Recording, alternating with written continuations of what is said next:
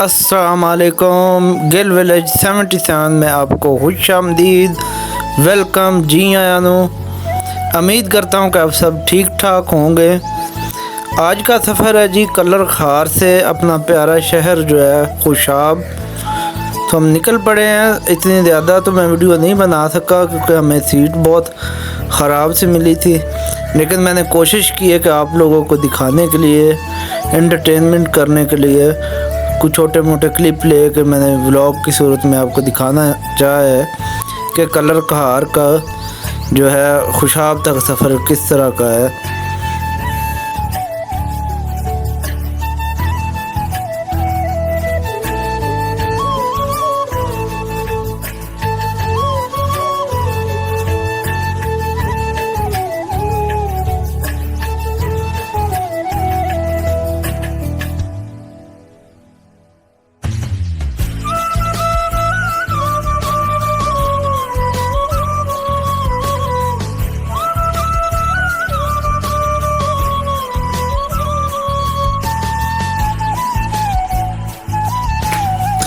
उम्मीद करता हूँ कि ये भी व्लॉग आपको पसंद आएगा।